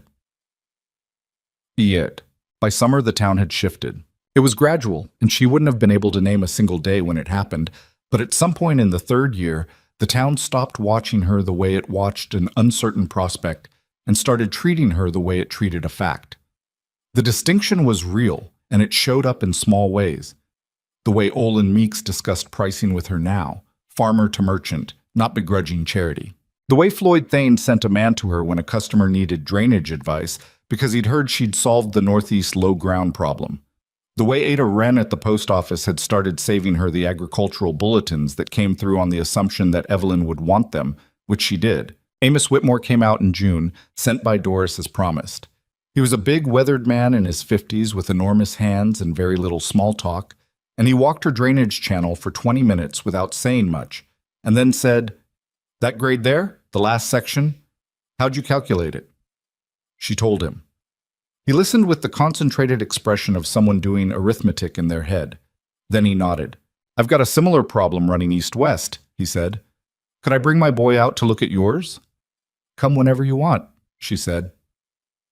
He brought his son the following week, a young man named Cyrus who was maybe 20 and who asked intelligent questions and took his own measurements and thanked her in a way that was genuine and slightly awkward, the way young men thank women for knowledge they expected to get from other men. She didn't make a thing of it. She just answered the questions. The Whitmores began trading with her after that. Eggs for grain, labor for seed, the informal economy of neighboring claims that she'd been mostly outside of for 2.5 years. It wasn't friendship exactly, but it was something real, built from the mutual recognition of people who worked adjacent ground and had discovered that the other person was competent. Hank Pruitt remained Hank Pruitt. He'd made a remark in the feed and grain in June. Something about how city women who got lucky with a crop liked to give advice to people who'd been farming since before they could walk. And Evelyn had been 2 aisles over and had considered her options and said, without raising her voice, "Mr. Pruitt, I've been breaking ground for 3 years and my drainage channel works. You're welcome to come look at it if you want to solve your Westfield problem." The room had been quiet for a moment. Hank Pruitt had said nothing. A man she didn't recognize well had laughed once, short and surprised. She'd paid for her goods and left. Floyd Thane had caught her eye on the way out and given her a single nod that meant several things, most of them good. Gideon came out that summer more regularly, not always with materials or repairs, sometimes just with himself, which was its own kind of change. He came on Saturday afternoons when his yard was closed, and he would look at what she was doing and either help or watch and give an opinion when she asked for one. They ate together sometimes. She cooked, which she'd gotten considerably better at over 3 years of feeding herself on a frontier budget, and talked about the land and the town and the things that were happening in the county. He told her things, gradually, the way he did everything, in small amounts, never all at once, about his wife Margaret, who had died 6 years ago from a fever that had come and gone in a week, which was the kind of thing that happened out here and which he spoke about without the raw edge of recent grief, but with the permanent presence of an absence that had reshaped everything around it. About his son, who'd gone to Kansas 3 years ago and wrote irregularly and had built his own life in the way sons did, which Gideon spoke about with the complicated, uncomplicated love of a father who was proud and sometimes lonely and would not say the latter. She told him things in return, about Boston, about the man she'd been engaged to, a lawyer named Whitfield, who had the gift of making his preferences sound like her preferences, until she'd been 3 months from the wedding and had looked at the life she was about to have and realized she'd somehow agreed to something she hadn't chosen. About her mother, who had died when Evelyn was 22, and who had been the kind of woman who did things precisely, who kept the house ordered and the accounts straight and had the coffee pot that Evelyn still used because her mother had used it every morning of Evelyn's childhood. "That's why you brought it," Gideon said. He said it like he was placing a piece that had been sitting off to one side. "That's why I brought it," she said. He looked at the coffee pot on the shelf and then back at her, and the expression on his face was something she didn't have a word for, a kind of recognition or tenderness or both. The expression of a person who has just understood something important about another person and is holding it carefully. "It makes good coffee," he said. "It does," she said. And there was enough in that small exchange that neither of them needed to add to it. Victor Hale made his final offer in August. He came himself this time, without Renner, without Tully, on a Tuesday afternoon when the fields were at their best. The sorghum tall and green in the south quadrant, the wheat headed out in the north, the vegetable beds full and orderly, the cedar corner posts visible at every boundary. She thought he might have timed it that way deliberately, might have wanted to see the land at its peak so he could calculate what it was worth now versus what he'd offered 2 years ago. She was at the fence on the east side when he rode up. She set down the wire tool she'd been using and waited. He looked around the property the way he'd looked at it the first time, slowly, taking inventory. But the expression was different now. The paternal concern was gone. What was there instead was a kind of careful reassessment, the expression of a man who had underestimated something and was adjusting. "Miss Mercer," he said. "Mr. Hale." "The place looks well." "Thank you," she said, which was the minimum acceptable response and nothing more. He came down from his horse, which surprised her. He'd stayed mounted both previous times, the height differential a deliberate posture of authority. Coming down meant something else. She watched him, but didn't move toward him. "I'll come to it directly," he said. "I'd like to make a final offer for this claim, considerably higher than what I offered in '78. He gave her a number that was, she estimated, nearly 3 times what she'd paid for the land. She looked at him. She thought about the northeast corner post, moved 8 inches in the night. She thought about Renner and Tully at the general store, building a narrative. She thought about 2 winters and a fever and a woodpile running short and everything she dug and cut and patched and planted to get to the August afternoon she was currently standing in. "No," she said. Hale was quiet for a moment. He looked at the cedar corner post on the northeast boundary, the coordinates carved into the face in deep, clear letters, and something in his expression closed down.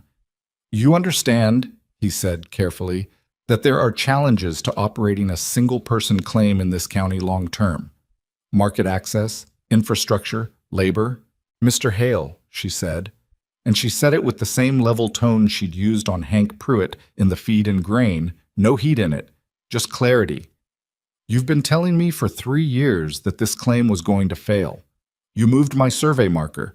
You had your man spend a winter in town suggesting I was struggling. And I'm still here. The land is producing, and the answer is still no." He looked at her. There was a long pause. "I moved no markers," he said. "I documented it," she said. "Cass Hargrove has the survey record." Another pause. Longer.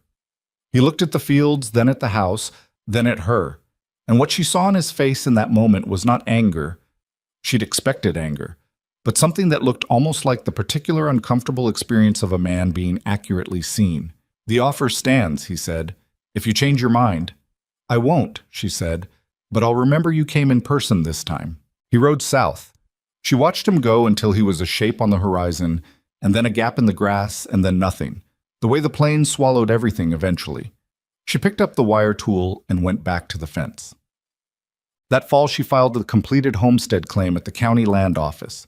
2 days on the road, the documentation that Hargrove had helped her compile, the years of journal records she'd been keeping since September of 1878, soil assessments, planting records, repair logs, receipts, everything. The county agent was a middle-aged woman named Sargent, which was her actual name, and she went through Evelyn's documentation with the thoroughness of someone who'd seen claims fail on paperwork and was not going to let that happen through carelessness. "This is organized," Mrs. Sargent said, after going through the 3rd folder. "I kept records from the first week," Evelyn said. "Most people don't. Most people remember things differently than they happened when it matters." She looked up. "Any disputes on the boundary?" "There was an incident with the northeast corner post in May of the 3rd year," Evelyn said. She pulled out the diagram she'd drawn, the survey record copy, her own measurements. "I documented it at the time." Mrs. Sargent looked at the documentation. She looked at Evelyn. "Victor Hale's range abuts your north line," she said. "It does." A pause. "Your documentation is thorough," she said. It had the quality of a sentence that meant more than it said. "Thank you," Evelyn said. The claim was approved 3 weeks later. The deed arrived at the Dry Creek Ridge post office on a Thursday morning in October, and Ada Wren handed it to her with something that was unmistakably a smile. Not large, but real. "Congratulations, Miss Mercer," Ada said. Evelyn looked at the deed, at her name on it, at the legal description of the land, the boundaries, the acreage, the coordinates that matched the carved cedar posts on her four corners. She stood at the post office counter and held it for a moment. "Thank you, Ada," she said.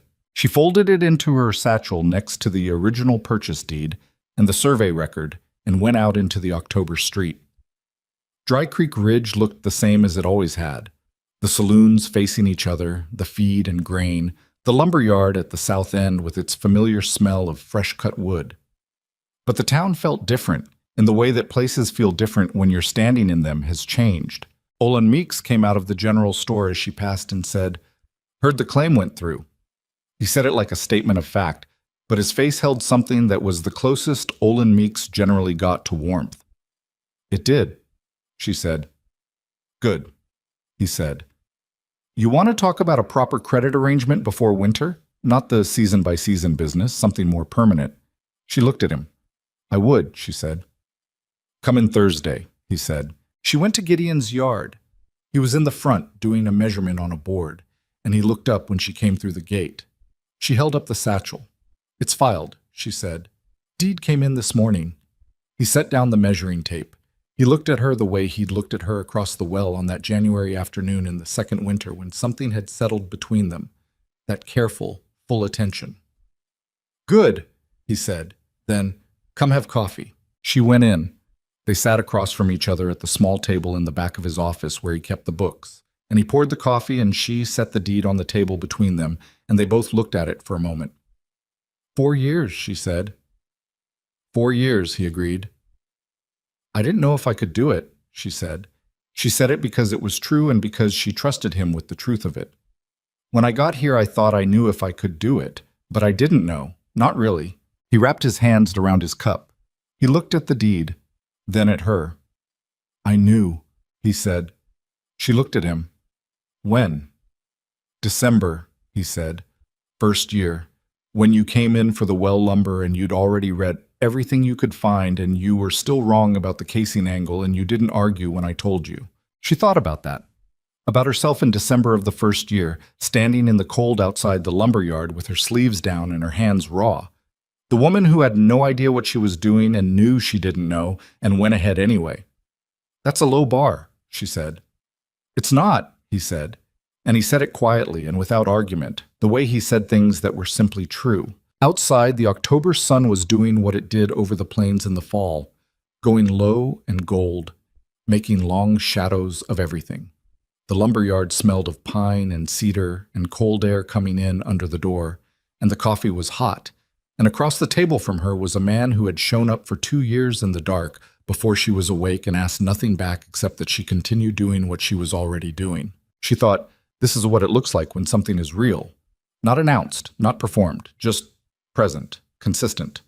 Built from the same material as the fence posts and the drainage channel and the cedar corner stakes. "Gideon," she said. "Yeah. Next year I'm expanding the sorghum by 20 acres and I need a building for proper grain storage. Real lumber, not sod." He was quiet for a moment. "I'll work up a plan," he said. "Good," she said. She picked up her coffee. He picked up his. Outside, the sun kept going down, and the plains held its color for a long, long time before the dark came in. The grain storage building went up in the spring of the 4th year, the way Gideon had planned it through the winter. Framed lumber, proper foundation stones, a roof pitched to shed snow rather than collect it. He'd worked the design over 2 months, revising it twice before he was satisfied, and when he laid it out for her on paper at the table in his office. Back office, she'd looked at it and said it was bigger than she'd asked for. "You'll fill it," he said. "You don't know that." "The sorghum yield went up 18% last year," he said. "You're adding 20 acres. You'll fill it."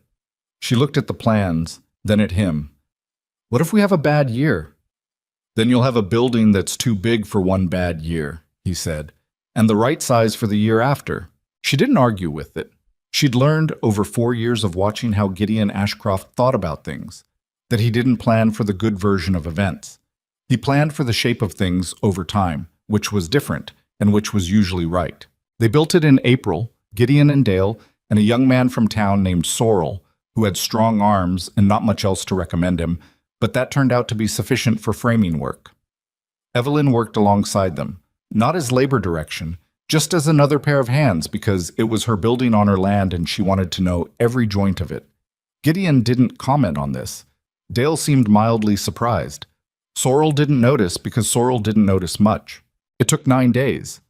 On the last day they raised the ridge beam, and Evelyn was on the ladder when it went up, holding the east end steady, while Gideon and Dale pinned the west. And when it seeded into the posts with a solid thunk, she felt it through the wood and into her hands and thought, there. Just that. There. When Sorrel and Dale had gone back to town, and it was just the two of them in the late afternoon, Evelyn stood inside the empty building and looked at the framed walls and the clean lumber smell and the way the late light came through the gaps where the siding would go, striping the earthen floor in long bars of gold. It's good work, she said. It'll hold 40 years, Gideon said. He was checking a corner joint, pressing on it with his palm to test the set. Maybe more. She looked at him for a moment, at the way he checked the corner with the same attention he gave everything, the same unhurried thoroughness. She'd been watching him work for 4 years, and it still struck her sometimes, that quality, the complete absence of performance in it. You'll need to bill me properly, she said. All of it, materials and labor. I will, he said. I mean it, Gideon. He turned from the corner and looked at her.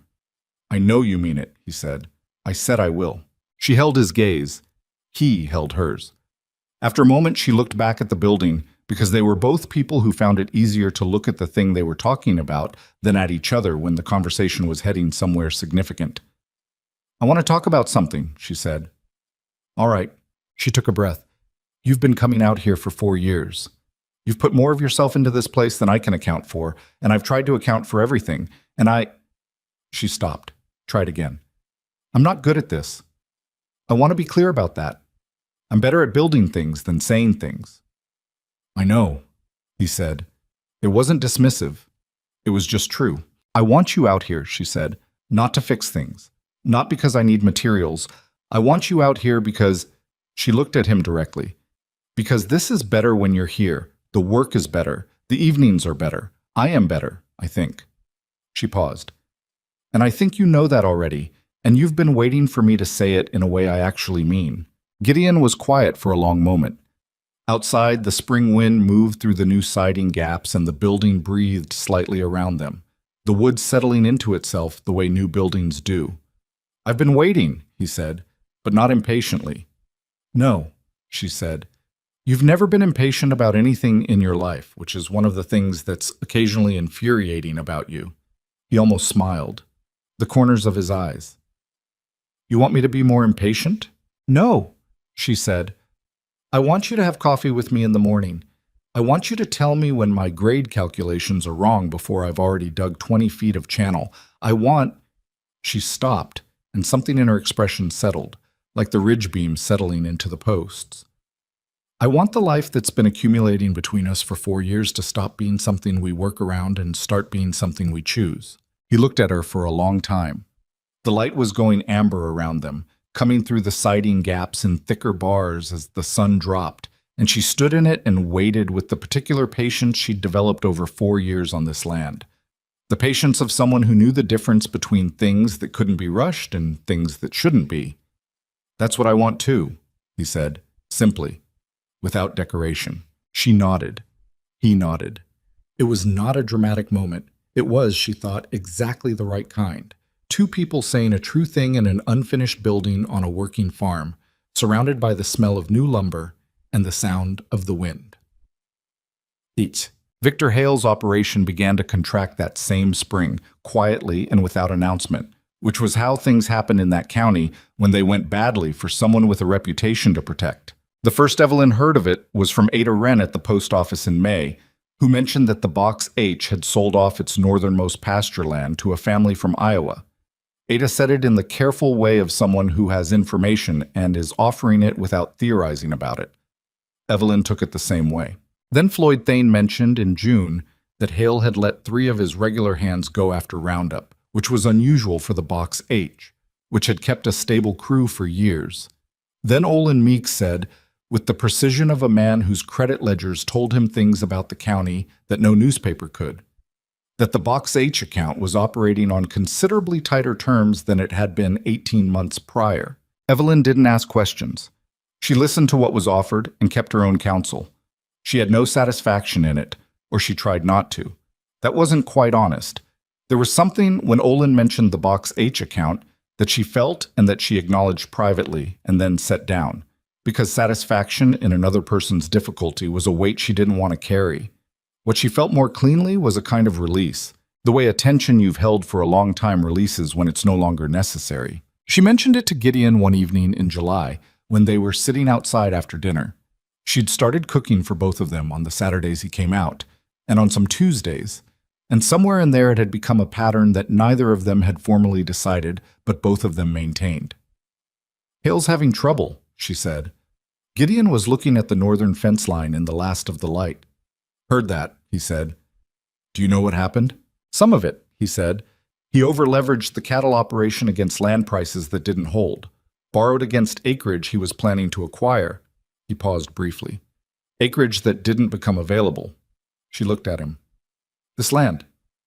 "Partly," he said. "There were others, but he'd built a plan around expanding north and east, and the pieces didn't fall the way he expected." She was quiet for a moment. "He had it all laid out," she said, "before I even arrived." "Before you arrived," Gideon said, "this parcel would have gone to him for whatever he offered after Alderman left. There was no one else in line." He paused. "Then you came." She thought about herself stepping off the stage in September of 1878 with a deed and a coffee pot and 3 men laughing at her in the street. She thought about how close the whole thing had been. How, if the land had sat another 6 months, Hale would have acquired it quietly, and Cass Hargrove would have filed the papers, and no one would have noticed or cared. "I didn't come here to stop him," she said. "No," Gideon said. "You came here for yourself. That's why it worked." She looked at the northern fence line, the cedar posts solid in the ground, the coordinates carved into the corner stakes. The evening light on the field made the sorghum look almost black-green, heavy and full, the stalks thick from the good wet spring. "I still don't have it all figured out," she said. "No one does," he said. "The northeast quadrant still floods in a really wet year. The drainage helps, but it doesn't solve it completely. And I still want to expand the kitchen garden, but I can't manage it alone, and I can't afford hired help at the scale I'd need." "Evelyn," he said. "What?" "I know," he said. "We'll sort it. We." She heard the word. He'd been using it for a while, since sometime in the winter, she thought, or maybe earlier, and each time it had landed with a quiet weight, the weight of a word being used by someone who meant it precisely. She hadn't been ready to meet it head-on until the conversation in the grain building. Now she could. "We'll sort it," she said back, and meant it. The north fence needed its final section rebuilt before winter. Old posts, the original ones from the Alderman era that she'd been replacing gradually over 4 years, working east to west one section at a time. The last stretch ran along the top of the low-rise at the property's north edge, 30 yards of line that she'd left for last because it was the most exposed and because she'd wanted to be sure of the post placement before she committed to it. Gideon came out on the first Saturday of October for the final section. He arrived before full light, which was his way. She heard his horse on the road and was already up, already had the coffee on, and she came out and found him unloading posts from the wagon in the gray early morning dark, moving with the familiar easy efficiency of someone who knew the work so well it didn't require thinking. "You're early," she said. "There's a lot of posts," he said. She handed him a coffee. He took it, and they both stood in the cooling dark and drank it, looking north at the fence line they were about to rebuild, the old posts barely visible against the sky.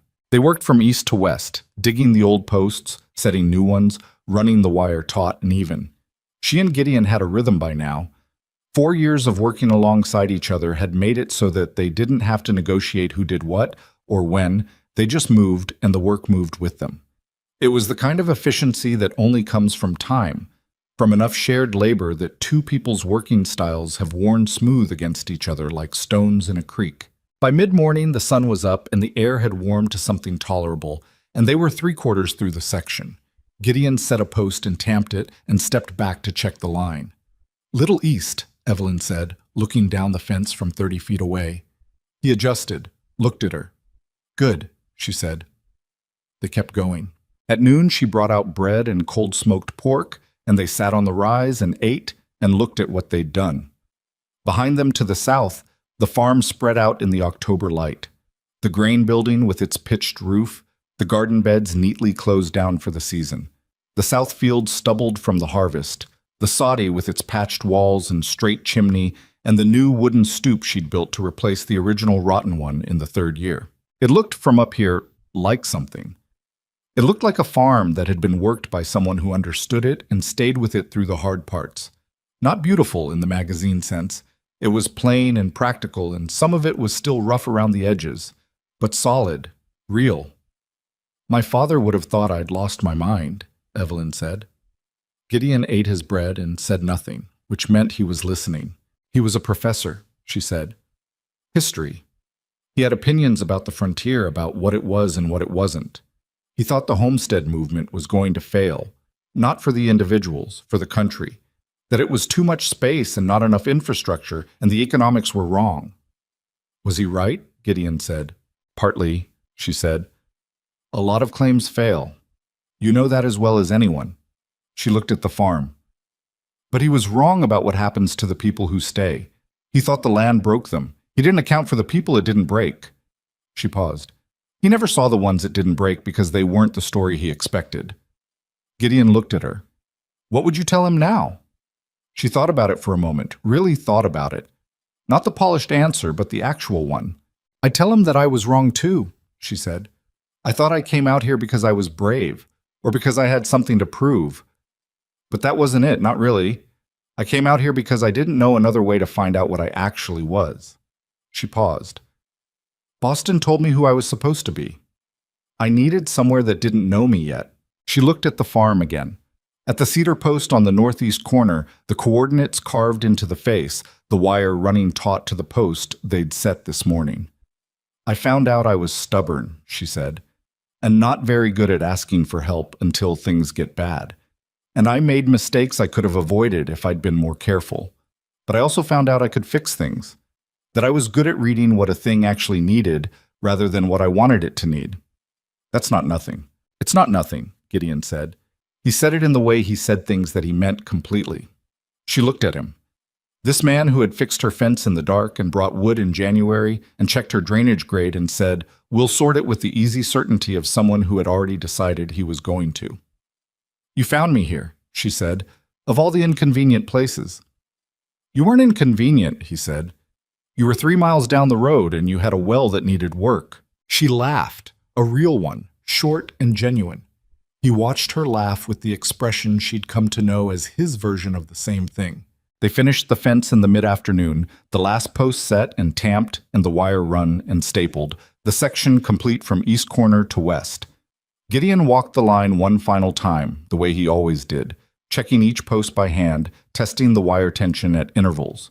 She walked it with him, 2 people checking the work together, finding one post that needed a half-inch of additional tamping and nothing else. When they reached the west end, they stopped and turned and looked at the complete fence line running along the top of the rise. 30 years of posts, all cedar, all plumb, the wire catching the afternoon light in a long straight glint. "That's the last of the alderman posts," she said. "All your fence now," he said. "All her fence, all her land. The title filed, the deed in the drawer inside the house, the corner stakes with the coordinates carved into the face. 160 acres that had been waterlogged in one quarter and fallow in another and broken everywhere, and that she had, over 4 years, made into something that worked." She thought about Percy Alderson, driving her out here on that first September afternoon and sitting on the wagon seat with his careful silence, not saying what he'd been told not to say. She thought about Cass Hargrove's expression when she'd spread the land deed on his counter. She thought about Victor Hale on his good horse telling her the economics were wrong. She thought about Hank Pruitt and the 3 men who'd laughed on the day she arrived. She thought about Doris Kinsel, brisk and without sentimentality, showing up at her door with a covered pot, and the particular generosity of someone who helps because they think you're worth helping. She thought about Ada Wren and her almost smile, and the seed catalog she'd set aside without being asked. She thought about Amos Whitmore and his son Cyrus standing in her drainage channel doing arithmetic, and Floyd Thane's single nod in the doorway of the feed and grain. You couldn't do a thing like this alone. That was one of the things she'd had wrong at the start. Not the determination to do it, that part was right, but the idea that doing it meant doing it entirely yourself, that asking for help was a debt or a weakness or a concession. It wasn't. It was just what people were to each other out here, when they were being what they were supposed to be. You fixed the fence in the dark and you brought the broth, and you checked the drainage grade because the person on the other side of it was trying to build something real, and real things deserved real help. She'd learned that from this place, from this flat, plain, difficult, unbeautiful, specific land. She'd learned some of it from the man standing next to her. "Come inside," she said. "I'll make coffee." "All right," he said. They walked down the slope of the rise toward the house, through the stubbled field and past the grain building and across the yard where the morning's tools were leaned against the fence. The light was going the way October light went, sideways and golden and quick, the shadows stretching long before the cold came in. The chimney was putting out a thin line of smoke, white against the blue, because she'd banked the fire before they went up to the fence. She pushed open the door of the soddy, her door, on her hinges, hung by her hands on the second day she'd arrived, and went inside. The coffee pot was on the shelf where it always was. Her mother's coffee pot, dented and reliable, the one thing she'd carried here from the life before this one. She filled it from the water bucket, which was full because the well was working, and set it on the stove, which was warm because the fire was going, in the house that was standing because she'd repaired it wall by wall and season by season until the leaning became straight and the cold stopped getting in. Gideon came in and closed the door behind him. He hung his coat on the hook. He had a hook now. She'd put a second one up in the second year without commenting on it, and sat down at the table.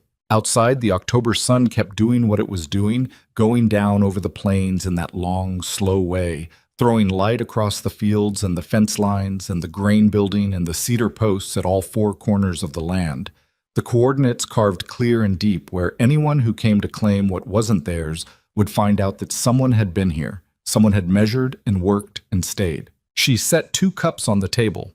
She sat across from him. They waited for the coffee to be ready in the house that had once been broken and was now whole, on the land that had once been nothing and was now hers. Not a perfect life, not a smooth one.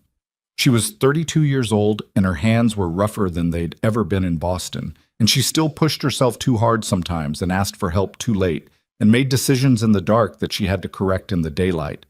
She was stubborn in ways that cost her. She was learning still what this land asked of her in each new season, and she suspected she would be learning for as long as she worked it, because land didn't run out of lessons.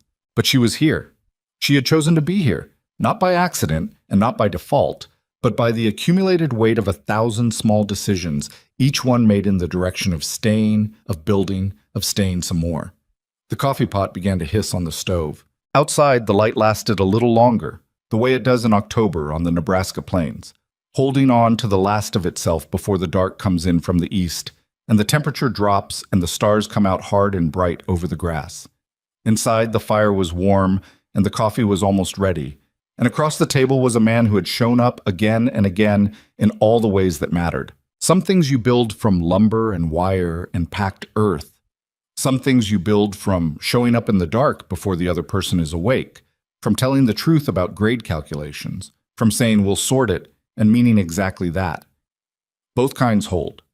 Both kinds last. That was the thing she'd needed 160 acres of hard ground to teach her, that what endures is not the thing built without cost or struggle, but the thing built anyway, by imperfect hands, in difficult weather, one season at a time. The coffee was ready. She poured it.